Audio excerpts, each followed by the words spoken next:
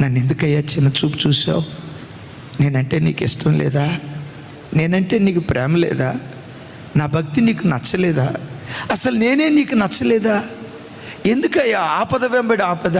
ఎందుకు నా బ్రతుకులో ఈ శ్రమను అనుమతిస్తున్నావని మీలో ఎవరైనా ఏడుస్తూ ఈ ప్రార్థనకు వచ్చారా?